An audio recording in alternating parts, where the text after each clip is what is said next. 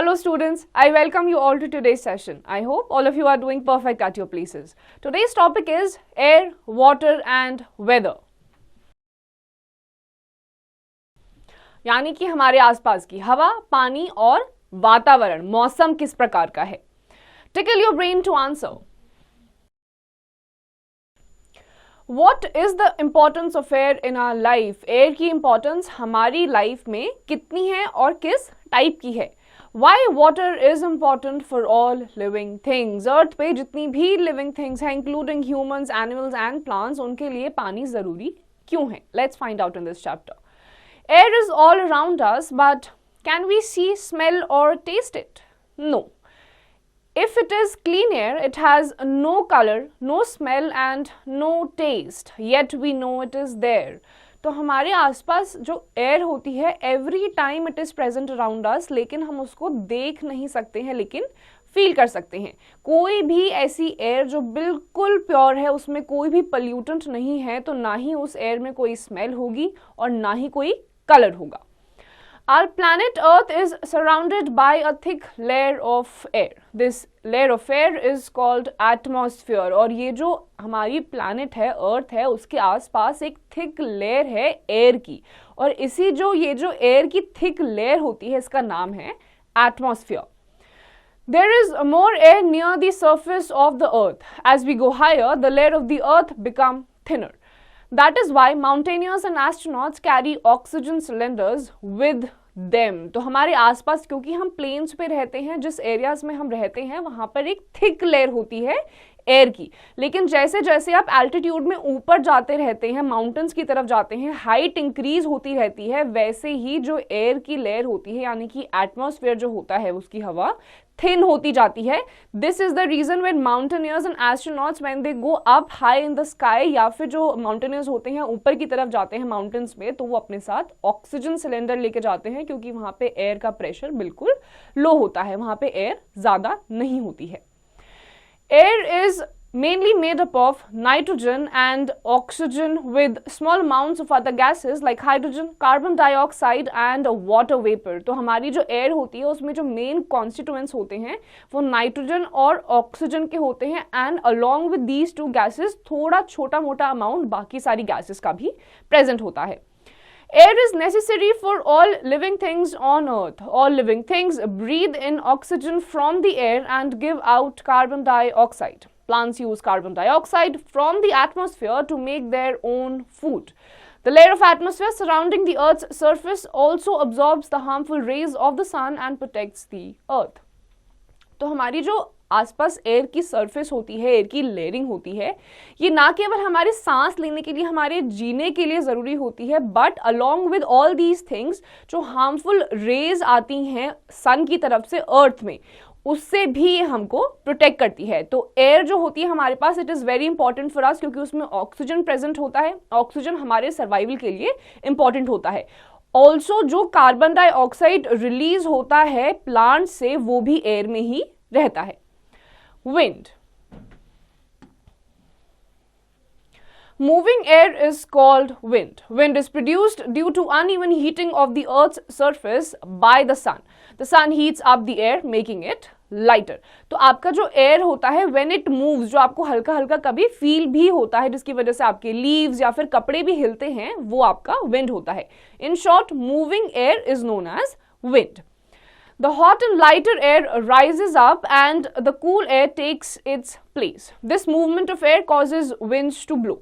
The continuous movement of air from hot to cold regions and vice versa is called air currents. तो यहाँ पे यही होता है, जैसे ही सन हीट अप करता है सरफेस को, वहाँ पे जो कोल्ड एयर होती है वो शिफ्ट हो जाती है, वहीं पर आपकी हॉट एयर आ जाती है.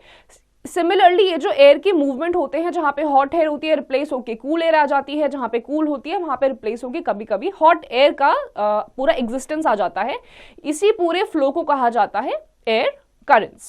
In coastal areas, these air currents are responsible for causing sea and land breeze. Coastal areas में यही जो एयर करंट्स होती हैं, यही रिस्पॉन्सिबल होती हैं एयर और लैंड ब्रीज के लिए, लैंड और सी ब्रीज के लिए. Sea breeze. During the day, land gets heated up faster than water because of the sun's heat. तो दिन के टाइम पे यही जो कोस्टल एरियाज होते हैं, जो लैंड होता है, क्योंकि सन दिन के टाइम पे बहुत ब्राइटली शाइन करता है, तो दिन के टाइम पे स्पेशली जो लैंड के ऊपर की हवा होगी वो ज्यादा जल्दी गर्म हो जाती है. The layer of air above the land's surface also heats up. This warm air expands and rises up into the atmosphere. The cool air above the sea rushes to replace the warm air above the land. The air which blows from the sea to the land during the day is known as sea breeze. जैसे ही आपकी ये गर्म हवा, क्योंकि हमने अभी पढ़ा था जो गर्म हवा होती है वो हमेशा राइज अप करती है, इसीलिए आपने कभी घर पे भी नोटिस करा होगा जब आप पानी गर्म करते हैं तो आपकी जो स्टीम होती है, भाप, गर्म हवा होती है, वो हमेशा ऊपर की तरफ राइज करती है. तो हमेशा ये याद रखना है कि आपकी गर्म हवा हमेशा ऊपर की तरफ राइज करेगी. तो दिन के टाइम पे जो लैंड सर्फेस के ऊपर एयर होती है, सन की रेस की वजह से वो एरिया गर्म हो जाता है, एयर हीट अप हो जाती है. हीट अप होने की वजह से लैंड के ऊपर की यही हवा राइज अप करती है. जैसे ही वो एरिया खाली हो जाता है, सी के ऊपर की एयर शिफ्ट करती है, रशन करती है उस जगह पे. इसीलिए यही जो आपका एयर करंट सी की तरफ से लैंड की तरफ आता है, इसे कहा जाता है sea breeze. Land breeze. At night, land cools faster than water. The layer of air above the land's surface also cools. This cool air from the land rushes to replace the warm air above the sea. This air which flows from the land to the sea at night is known as land breeze. Similarly, आपका जो रात का time होता है, क्योंकि कोई सूरज वहां पे नहीं होता है, तो लैंड ज्यादा जल्दी कूल अप हो जाता है. तो आपकी जो ठंडी हवा होती है वो कभी राइज अप नहीं करती है, बल्कि इस डायरेक्शन में वो मूव करती है. तो आपका सी के ऊपर की जो गर्म हवा होगी वो राइज अप करेगी, और आपकी लैंड की तरफ की जो ठंडी हवा होती है वो सी की तरफ जाती है, और इसी शिफ्टिंग को कहा जाता है लैंड ब्रीज, जैसा कि आपको इस इमेज में दिखाई दे रहा है. तो आपका सी ब्रीज होता है कि जैसे ही आपका लैंड की जो ठंडी हवा होती है वो आपकी सी के ऊपर चली जाती है. This is known as your land breeze. Activity 1. Aim to show that land and water do not absorb equal amount of heat at the same time. तो इस एक्टिविटी से आपको पता चलेगा कि जो हीट अब्जॉर्प्शन कैपेसिटी होती है लैंड की एंड सी की वो इक्वल नहीं होती है. They differ. Materials required: 2 bowls, some water, some sand and 2 thermometers. Procedure: Number 1. Fill sand in one bowl and water in the other. Second, keep both of them out in the sun. Third, after 1 hour, measure the temperature of both bowls with the help of thermometers. Number 4, which one is warmer, sand or water? Number 5, now keep the 2 bowls indoor. Number 6, after an hour, check the temperature. Number 7, which one is warmer? Conclusion: sand absorbs heat more quickly and cools down faster than water. तो यहाँ पे आपको 2 balls की जरूरत होगी, sand की जरूरत पड़ेगी, पानी की जरूरत पड़ेगी और 2 थर्मोमीटर्स की जरूरत पड़ेगी. आपको एक बोल में पानी रखना है, एक में आपको सैंड रखना है. दोनों बोल्स को आपको इक्वल अमाउंट ऑफ टाइम के लिए सन की हीट के नीचे रख देना है. आप जब उसको कुछ देर के बाद ऑब्जर्व करने जाएंगे, थर्मोमीटर्स उसमें रखेंगे, तो आपको पता चलेगा कि जो आपका सैंड है वो बहुत जल्दी हीट अप हो जाता है with respect to water. Similarly जब आप इसको अंदर भी लेकर आएंगे दोनों ही बोल्स को आपके, तो आप ये भी ऑब्जर्व करेंगे कि आपका जो सैंड वाला बोल है वो ज्यादा जल्दी ठंडा हो जाता है as compared to the sea. Know it too. Only about 1/5 of the air around us consists of the oxygen we need for life. Most of it consists of a harmful gas called nitrogen, a small amount of carbon dioxide and some water vapor. तो हमारे आसपास air में जो constituents present होते हैं, जितने भी gases होते हैं, उसमें से सिर्फ एक ऑक्सीजन ही ऐसी गैस है जो हमारे लिए यूजफुल होती है, बेनिफिशियल होती है. अदरवाइज बाकी सारी जितनी भी गैसेस होती हैं, फॉर एग्जाम्पल नाइट्रोजन, वो भी हमारी हेल्थ के लिए अच्छी नहीं होती. The atmosphere is in several layers. One of them, which is above the clouds, contains a form of oxygen called ozone. तो हमारे आसपास जितनी भी एटमॉस्फेयर है उसमें बहुत सारी लेयरिंग होती है. जो एकदम हाई अप क्लाउड्स के ऊपर एक लेयर होती है ऑक्सीजन की, उसका नाम है ozone. It is the ozone layer that absorbs the harmful ultraviolet rays from the sun. Today, many of the chemicals we let out into the atmosphere are using up these ozone. If we are not careful, it will soon not be able to do its work well. तो आपकी ये जो atmosphere में ही ozone की layering होती है clouds के ऊपर, इतनी सारी हार्मफुल गैसेस रिलीज हो जाती हैं इतनी सारी फैक्ट्री से, इंडस्ट्री से, वही इस ऑक्सीजन की लेयरिंग को यूज अप कर रही है, जिसकी वजह से उसमें गैप आ रहा है. अगर इसी पेस पे ये होता रहा, कोई भी मेजर्स नहीं लिए गए, तो उसमें एक दिन ऐसा आएगा पूरी की पूरी लेयर खाली हो जाएगी और अर्थ को सन की प्रोटेक्शन से नहीं प्रोटेक्ट करा जाएगा, जो उसकी हार्मफुल रेज आती हैं. Importance of air. All living things need air to breathe. Without air we cannot survive. जितनी भी लाइफ प्रेजेंट है अर्थ पे, बी इट ह्यूमंस, एनिमल्स और प्लांट्स, उन सभी को एयर की जरूरत होती है अपने सर्वाइवल के लिए. No air no life. Air is needed to burn things. किसी भी चीज को अगर आपको जलाना है, किसी चीज पे आग लगानी है, उसके लिए भी आपको एयर की जरूरत होती है. एयर अगर नहीं होगी तो फायर भी एग्जिस्ट नहीं करेगी. Air is responsible for rain. There will be no rain without air. तो एयर ही रिस्पॉन्सिबल होती है रेन के लिए भी. जो एयर करंट्स होते हैं उसकी वजह से ही बारिश होती है.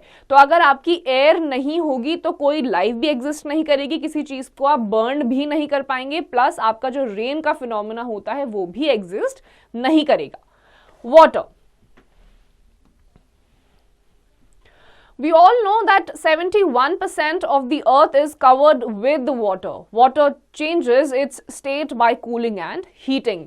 तो अर्थ का जो 71% से भी ज्यादा हिस्सा है वो पानी से ही घिरा हुआ है. बाकी का जो 29% है उसमें आपके बाकी सारे रिलीफ फीचर्स आते हैं. Otherwise all the earth is covered with water. और पानी जो है अगर उसको आप हीट अप करो या कूल करो तो वो अपनी स्टेट को चेंज कर देता है. Evaporation. As the temperature increases, the water starts evaporating. The process of change of water into water vapor on heating is called evaporation. तो जैसे ही आप पानी को evaporate यानी कि heat up करते हो तो वो धीरे धीरे evaporate होता है. आप कभी भी नोटिस करिएगा कि अगर आप पानी को बहुत देर तक गर्म करोगे या फिर तेज धूप के नीचे रख दोगे, थोड़ी देर में या तो पानी का लेवल कम होता रहेगा और धीरे धीरे खत्म भी हो सकता है. ऐसा इसीलिए होता है क्योंकि जैसे ही आप पानी को हीट अप करते हो तो पानी जो है वो इवेपोरेट करने लग जाता है, यानी कि water converts into water vapours when it is heated. So this process of change of water into water vapour is known as evaporation. There are many factors that causes water to evaporate. तो बहुत सारे अलग अलग factors होते हैं which are collectively or individually responsible for the evaporation of water. For example, evaporation takes place faster, यानी कि evaporation बहुत जल्दी जल्दी कब होता है? When the temperature is high. जब बहुत ज्यादा आसपास का टेम्परेचर हाई है या फिर जहां पे आपने अपना पानी का बोल या कोई भी कंटेनर रखा हुआ है वो आपने बहुत ज्यादा हीट अप कर रखा है, उस टाइम पे आपका इवेपोरेशन सबसे ज्यादा तेज हो जाता है. Activity 2. Take two identical pieces of clothes and wet them. Put one to dry in the shade and the other to dry in the sun. You will notice that the cloth put to dry in the sun dries faster as evaporation is faster when the temperature is high. तो आपको दो गीले कपड़े लेने हैं, एक को आपको जहां पे धूप नहीं आ रही है वहां पे सुखाने के लिए डालना है और दूसरा जहां पे बहुत तेज धूप आ रही है वहां पे आपको डाल देना है. थोड़ी देर के बाद आप ये नोटिस करेंगे कि जो आपका कपड़ा धूप के नीचे था वो बहुत जल्दी इवेपोरेट हो जाता है as compared to the one which was kept under the shade. तो ये आपको बताता है जहां पे आपका टेम्परेचर बहुत ही ज्यादा हाई होता है वहां पर इवेपोरेशन हमेशा सबसे ज्यादा तेज होगा. The weather is windy. दूसरा तब आपका इवेपोरेशन जल्दी होता है जब हवा बहुत तेज चलती है. Activity 3.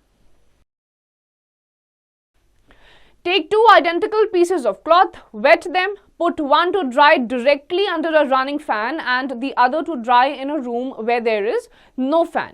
You will observe that the cloth kept under the fan dries faster as evaporation is faster when it is windy. दोबारा से आपको दो कपड़े लेने हैं, दो गीले कपड़े लेने हैं.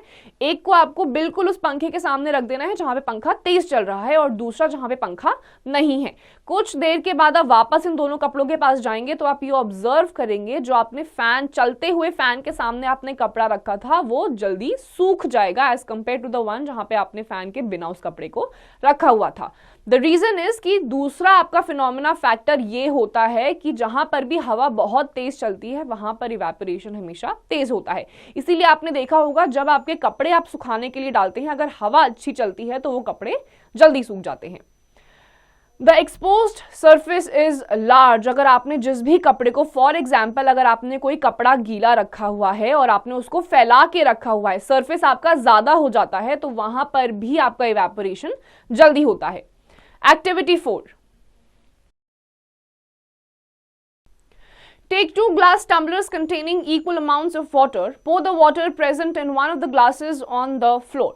Observe the water on the floor that in the glass. Which one evaporates faster? You will observe that the water spilled on the floor will evaporate faster because the exposed area is more.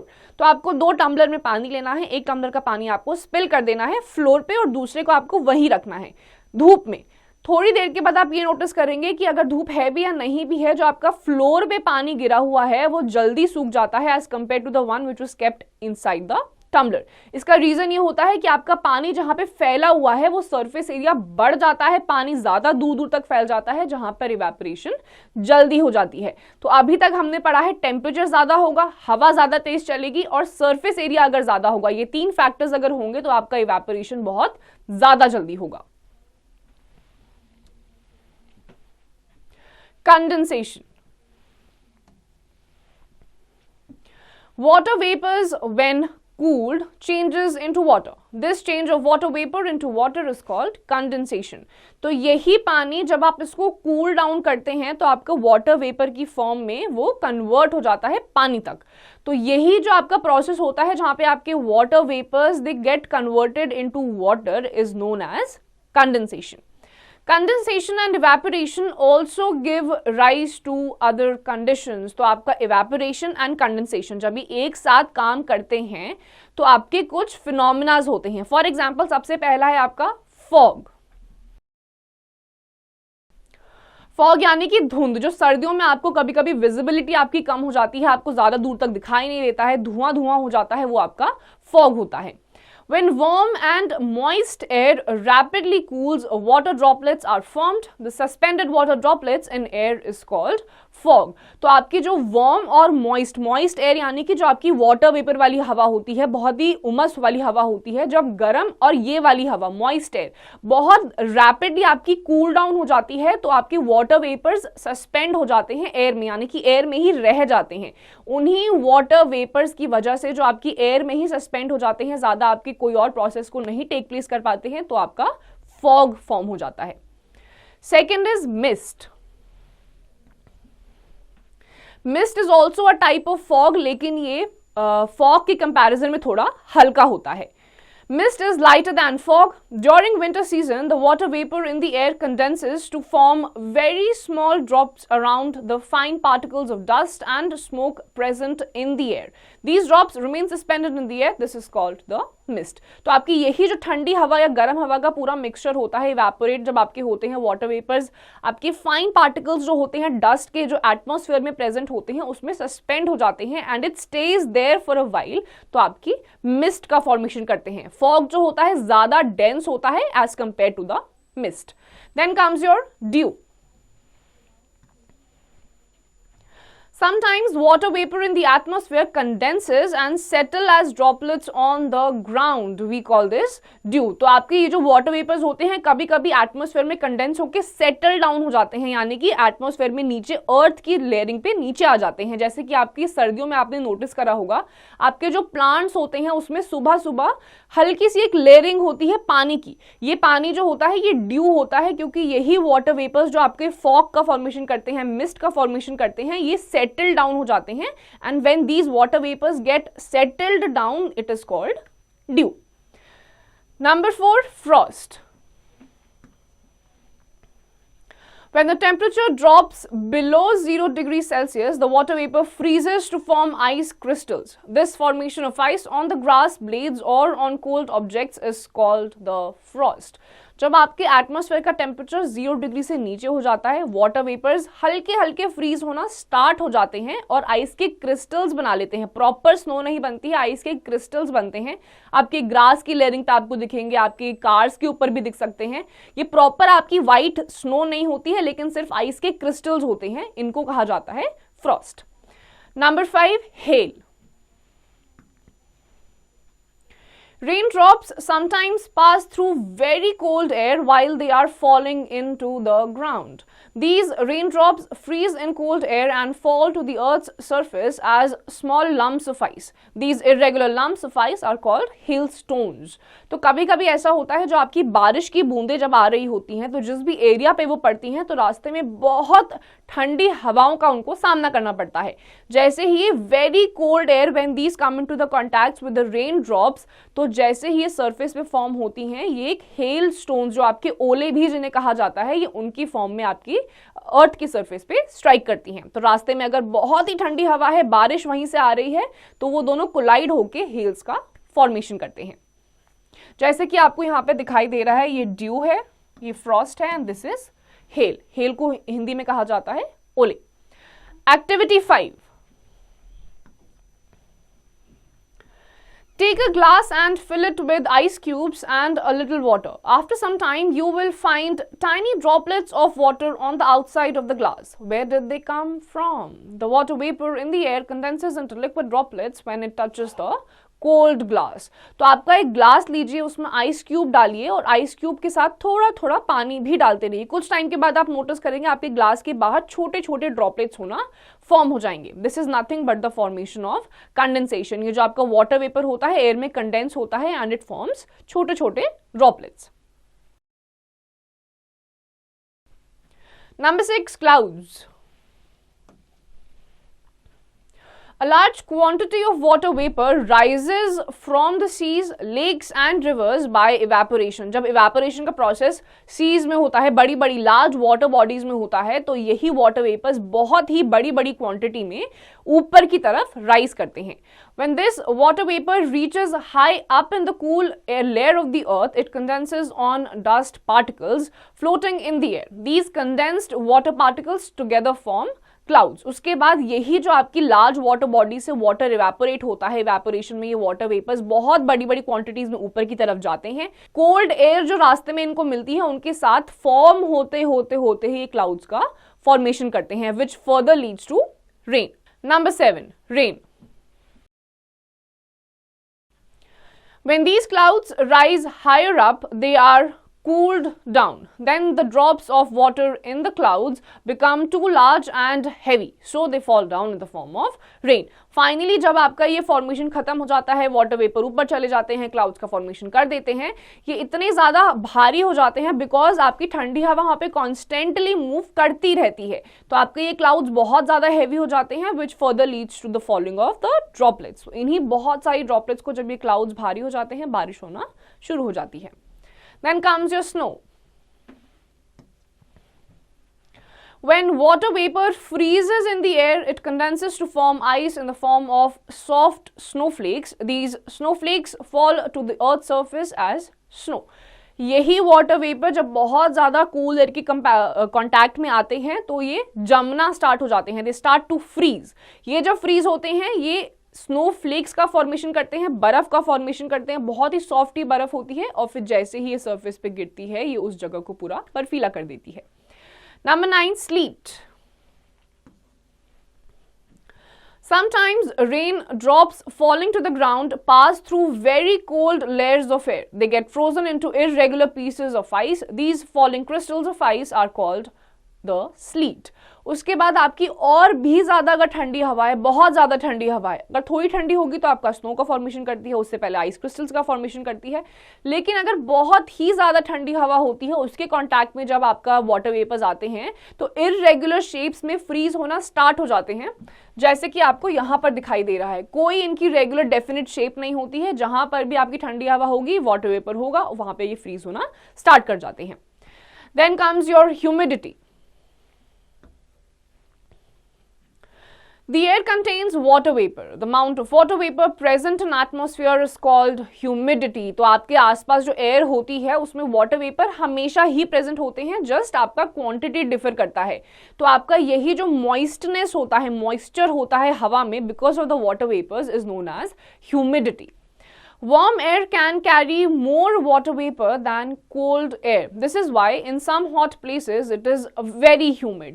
आपकी जो गर्म हवा होती है उसमें ज़्यादा capacity होती है वाटर वेपर्स को कैरी करने के लिए. इसीलिए हमेशा देखा जाता है जहाँ पे सबसे ज़्यादा गर्म एटमॉस्फेयर होता है, हाई टेम्परेचर होता है, वहाँ पे उमस यानी कि ह्यूमिडिटी ज़्यादा होती है. At humid places, your skin feels sticky. There is so much water in the air that your sweat cannot evaporate. जहाँ पे ह्यूमिडिटी ज़्यादा होती है वहाँ पे आपको स्टिकीनेस भी फील होती है, चिपचिपाहट महसूस होती है. ऐसा इसीलिए होता है क्योंकि आसपास की हवा में ही इतने सारे वाटर वेपर्स होते हैं कि आपकी बॉडी का जो स्वेट इवेपोरेट होना चाहिए वो इवेपोरेट हो ही नहीं पाता. This phenomena is known as humidity. Purification of water,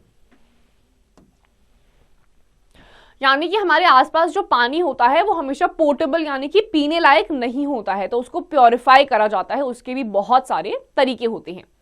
All living things must have water, but the water in the rivers, ponds and lakes is often not fit to drink. We must never drink water without making sure that it is pure and clean.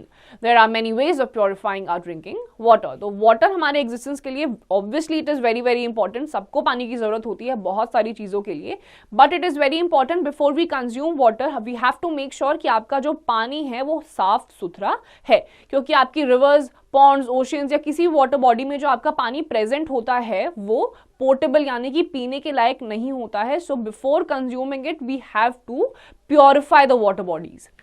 Number 1, sedimentation. Some of the impurities of water can be removed by allowing the water to stand undisturbed for some time. The insoluble substances will settle at the bottom of the container. This process is called sedimentation. तो कुछ आपके ऐसे substances होते हैं पानी में जो कि pure sedimentation से remove हो सकते हैं.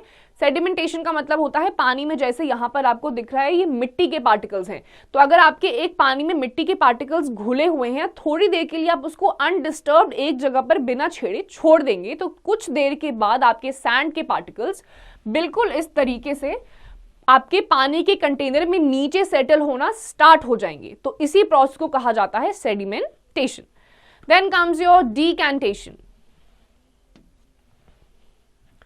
After sedimentation, the clear water is transferred to another container carefully so that the settled impurities are not disturbed. This process is called decantation. Decanted water may not be very clear and fit for our use. Sedimentation का ही अगला process आपका होता है decantation. Decantation is the process wherein आपका जो settled sand होता है यानी कि ऊपर का जो clear पानी होता है उसको आपको दूसरे कंटेनर में बहुत केयरफुली शिफ्ट करना होता है. जैसे कि यहाँ पे ये आपका सेडिमेंटेड वाटर है जिसमें आपका नीचे सारे सेडिमेंट्स इकट्ठा हो रखे हैं और दूसरे ही कंटेनर में आपका साफ पानी डाला जा रहा है. इसमें आपका जो सैंड के पार्टिकल्स होते हैं पॉसिबिलिटी है थोड़े बहुत दूसरे कंटेनर में जा सकते हैं, इसलिए डिकैंटेड वाटर भी परफेक्टली फिट नहीं होता है पीने के लिए. Then comes your filtration.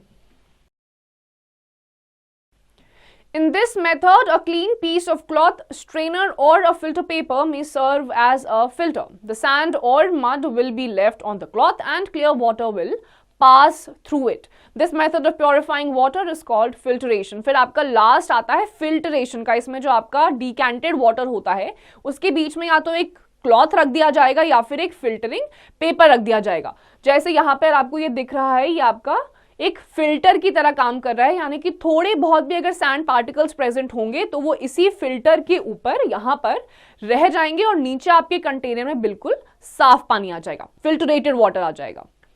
Activity 6. Take some muddy water in a glass container, leave it undisturbed for 15 minutes. You will see that sand and clay particles settle at the bottom, leaving the clear water above. Now carefully pour the clear water into another container without disturbing the sediments. You may use a funnel and a glass rod to avoid spilling of water. तो आपको एक बोल लेना है, container लेना है, उसमें आपको सैंड के साथ मिक्स हुआ हुआ पानी डाल देना है। फिर आपको सेडिमेंटेशन का प्रोसेस फॉलो करना है, जिसमें आपका सैंड के पार्टिकल्स या सेडिमेंट्स नीचे इकट्ठा हो जाएंगे। फिर आपको उसको डिकैंटेशन के प्रोसेस में दूसरे बोल में डालना है, दूसरे कंटेनर में डालना है, एंड आफ्टर दैट आपको कोई भी एक फनल या फिर कोई भी एक फिल्टर पेपर की मदद से उसको फाइनली दूसरे कंटेनर में डाल देना है।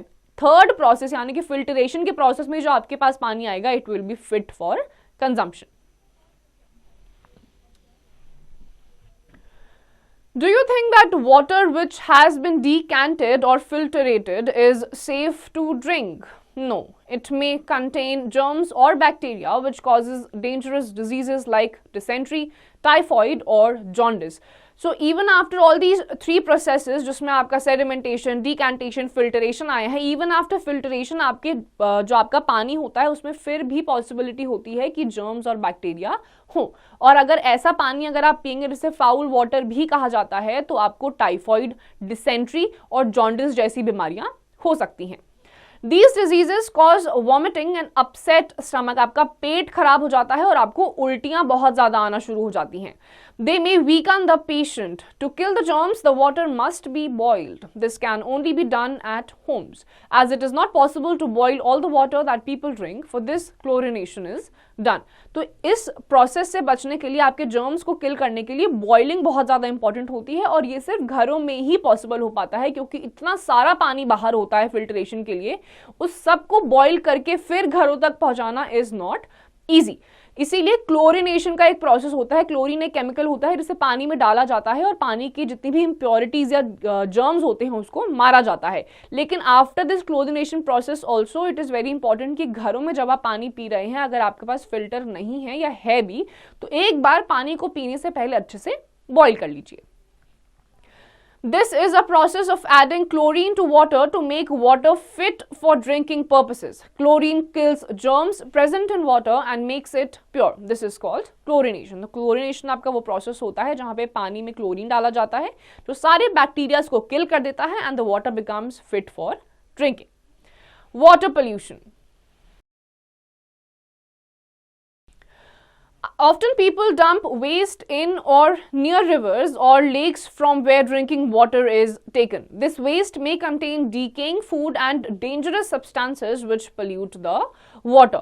तो ऐसा बहुत बार देखा जाता है कि लोग या तो जो नदियों के पास आपकी फैक्ट्रीज होती हैं उसमें डायरेक्टली आपका जो पानी होता है, गंदा पानी, वो डंप कर देते हैं या फिर कोई भी कूड़ा कचरा डाल देते हैं। इसकी वजह से आपकी जो वाटर बॉडी होती है वो बहुत ही बुरी तरीके से कंटैमिनेट हो जाती है, खराब हो जाती है। Washing clothes, cattle and trucks in the river also pollutes the water. The waste from the toilets in our homes is called sewage. आपके घरों से जो टॉयलेट का या कोई भी गंदा पानी आपका बाहर की तरफ निकलता है उसको आपको सीवेज कहा जाता है, सीवेज में ये जाता है। It is taken away in special pipes called sewers or drains. It is usually treated with chemicals to make sure that the germs are killed. और usually आपकी अलग पाइप से आपका ये बाहर की तरफ निकलता है, इस पानी को भी ट्रीट करा जाता है ताकि जितना भी आपका पानी है वो जर्म फ्री हो जाए। Sometimes the sewage from a city gets mixed with the water supply. This may happen if the sewer leaks. तो कभी कभी ये देखा जाता है कि सीवर अगर लीक कर जाता है तो आपका साफ पानी के साथ ये गंदा पानी मिक्स होके साफ पानी को भी कंटैमिनेट कर देता है। तो बहुत सारे ऐसी चीजें होती हैं जो आपके पानी को पल्यूट कर सकती हैं। Know it too. Some homes now have machines which purify the drinking water. In many of these machines, the water is first filtrated, then ultraviolet rays are used to kill the germs. तो आजकल आपके water purifiers बहुत सारे घरों में देखे जाते हैं जो इस तरीके के दिखते हैं, and these water purifiers have the filtrates also, and along with the filtrate they have ultraviolet rays as well, जो कि finally filter करे हुए पानी में ultraviolet rays जब जाती है तो वो सारे के सारे germs को खत्म कर देती है। Conservation of water. The amount of drinking water is limited on the Earth's surface. The same water is reused in the water cycle. To ensure that sufficient water is available for future generations, it is necessary for us to prevent wastage of water. तो पानी जो हम use करते हैं वो इतना भी ज्यादा नहीं है, 71% है, बट सारा का सारा पानी ऐसा नहीं है कि आप उसको यूज कर पाए। इस पानी को बार बार रीयूज करा जाता है ताकि आपके घरों तक उसे पहुंचाया जाए। तो हमारे आगे आने वाली जनरेशन्स को भी पानी का लुफ्त वो उठा सकें, it is very important for us. ये हमारी ड्यूटी है as good citizens and as human beings कि हम पानी को जुडिशियसली यानी कि अच्छी तरीके से यूज करें, वेस्ट उसे ना करें। Using water carefully without any wastage is called conservation of water। तो इसी पानी को जब आप वेस्ट नहीं करते हैं, अच्छी तरीके से यूज करते हैं, इसी को कहा जाता है कंजर्वेशन ऑफ वाटर, यानी कि पानी को बचा के रखना, कंजर्व करके रखना।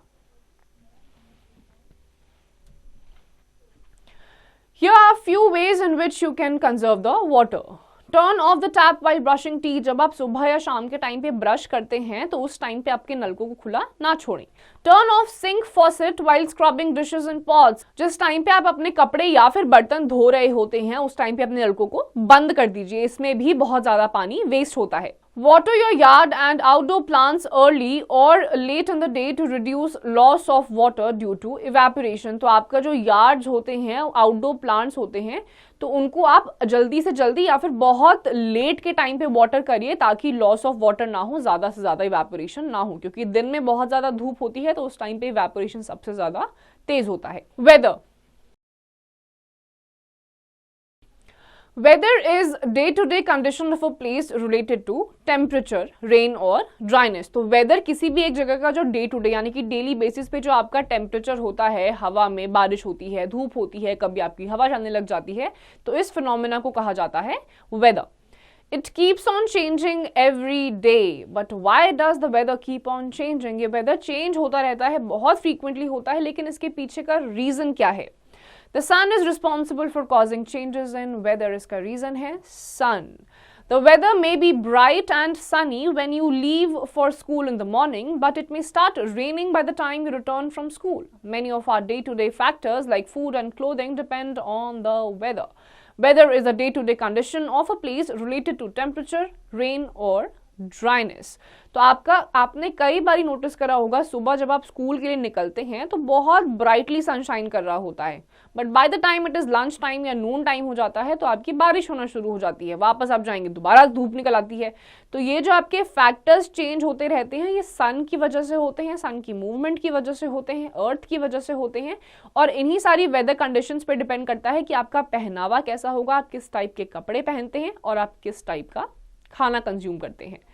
Wind, storm, rain, snow and sunshine are the different factors which affect the weather conditions of a place। So along with the sun, wind, storm, rain, snow and sunshine, ये collectively या फिर individually कभी कभी responsible होते हैं आपके weather conditions के change होने का reason। The sun and changes in weather and seasons। The sun causes change in weather and seasons because it heats the earth unevenly। तो ये आपका जो weather condition change होता है पूरी earth में अलग अलग तरीके से होता है, उसका main reason ये है कि sun पूरे अर्थ पे इक्वली नहीं शाइन करता है और इक्वली हीट अप भी नहीं करता है। एक जगह को ज्यादा हीट अप करेगा, एक जगह को कम हीट अप करेगा। This happens because the earth is continuously revolving around the sun in a fixed orbit। Thus, at a given time, only one half of the earth is facing the sun। ऐसा इसीलिए होता है कि जो आपका sun है एक ही orbit पे कंटिन्यूसली रिवॉल्व कर रही है, अर्थ घूम रही है continuously without even stopping for a second. तो इसीलिए हमेशा ऐसा होता है कि आधा ही ऐसा हिस्सा होता है अर्थ का एक टाइम पे जो सन की तरफ फेस करता है, वेराज उस टाइम पे जो दूसरा आधा होता है अर्थ का हिस्सा वो सन की तरफ फेस नहीं करता है।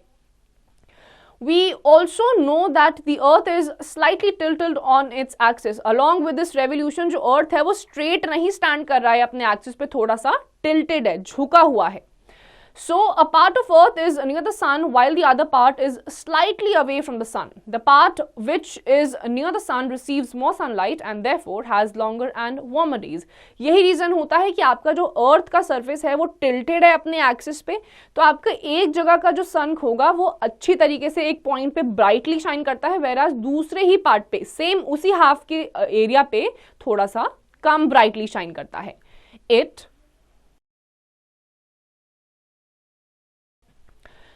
is summer in this part of the earth while the other part has shorter and cooler days and enjoys winter season at that time. यही रीजन होता है कि जिस साइड पे आपका सन ब्राइटली शाइन कर रहा होता है वहां पे गर्मियां होती हैं, और जिस साइड पे थोड़ा सा कम शाइन कर रहा होता है या फिर थोड़ा दूर होता है तो वहां पर सर्दियां हो जाती हैं. The seasons keep on changing as the earth revolves around the sun. जैसे जैसे अर्थ सन के आसपास रिवॉल्व करती है, जैसे कि आपको यहाँ दिख रहा है सन इस पोजीशन पे है, अर्थ इस तरीके से चारों तरफ सन के घूमती रहती है. तो इस रेवोल्यूशन की वजह से आपके जो सीजन्स में चेंजेस आते हैं, revolution is the reason. Activity 7. Aim. Do you like a cool glass of lemon juice in summer? Make some for yourself. क्योंकि हमें गर्मियों में ठंडा ठंडा नींबू पानी बहुत पीना पसंद होता है. आइए उसे बनाना सीखते हैं. Materials required: lemons, water, sugar, a glass and a teaspoon. Procedure: 1. Put 1 or 2 teaspoons of sugar into the glass. 2. Add about half a glass of water and stir the sugar well. What happened to the sugar? 3. Squeeze in the juice of half a lemon. Stir again. 4. Add more water till the glass is full. Add ice cubes and enjoy your drink. Did it taste sour or sweet? तो आपको चाहिए 2 से 3 नींबू, sugar, एक glass और एक teaspoon. सबसे पहले आपको 2 टीस्पून शुगर डाल देना है, उसमें पानी डालना है और स्टर करना है. थोड़ी देर में आप देखेंगे कि आपका जो पानी है जिसमें आपको शुगर की क्रिस्टल्स दिखाई दे रहे थे वो डिसॉल्व हो जाएंगे. उसके बाद आपका जो भी हाफ नींबू है उसको स्क्वीज कर लीजिए, अच्छे से मिक्स करिए. थोड़ी देर के बाद टेस्ट करके बताइए कि खट्टा टेस्ट कर रहा है या फिर मीठा. अब क्योंकि इसमें चीनी है तो ये ऑब्वियसली मीठा ही टेस्ट करेगा. Keep in mind evaporation, water changing into water vapor on heating; condensation, water vapor changing into water on cooling; sedimentation, setting down of heavy insoluble impurities in a liquid; decantation, gently pouring liquid into another vessel after sedimentation; filtration, purifying impure liquid by straining. तो evaporation आपका वो process होता है wherein the water gets heated up और change हो जाता है water vapor पे. Condensation आपका बिल्कुल इसका opposite है, आपके जो water vapors हैं वो water droplets में form होना start हो जाते हैं. Sedimentation के process में आपका जो water है उसे purify करा जाता है, sand के particles या कोई भी particles आपके water में जो होते हैं उसको undisturbed छोड़ दिया जाता है ताकि वो settle down हो जाए. Decantation में आपका साफ पानी दूसरे कंटेनर में डाला जाता है एंड फिल्ट्रेशन में आपके इसी डिकैंटेड वाटर को फिल्टर आउट करा जाता है. Wrap it up. Our planet Earth is surrounded by a thick layer of air. There is more air near the surface of the Earth. Air is mainly made up of nitrogen and oxygen with small amounts of other gases like hydrogen, carbon dioxide and water vapor. Wind is produced due to uneven heating of the Earth's surface by sun. The air which blows from the sea to the land during the day is known as sea breeze. The air which blows from the land to the sea at night is known as land breeze. Condensation and evaporation also gives rise to other conditions. This formation of ice on the grass blades or on cold objects is called the frost. When water vapor freezes in the air, it condenses to form ice in the form of soft snowflakes. It is necessary for us to prevent wastage of water. Using water carefully without any wastage is called conservation of water. Weather is a day-to-day condition of a place related to temperature, rain or dryness. तो हमारा जो planet Earth है उसके आसपास air हमेशा present होती है. This thick layer of air is known as atmosphere. इसमें आपकी बहुत सारी gases होती हैं, mainly आपकी oxygen and nitrogen है, along with some other particles, other gases like carbon dioxide and water vapors. और आपकी जो harmful gases होती हैं वो बाकी सारी harmful gases ही होती हैं जिसमें आपका carbon dioxide, nitrogen ये सारी चीजें आती हैं. एक ही harmful gas नहीं है, वो है oxygen. Along with it, we have also learnt about land breeze or sea breeze, जो कि day or night phenomena होता है, and weather is a day-to-day condition which is related to one particular place and its temperature. So students, with this we come to the end of this chapter. इसकी जितनी भी exercises आपको खुद से करनी है.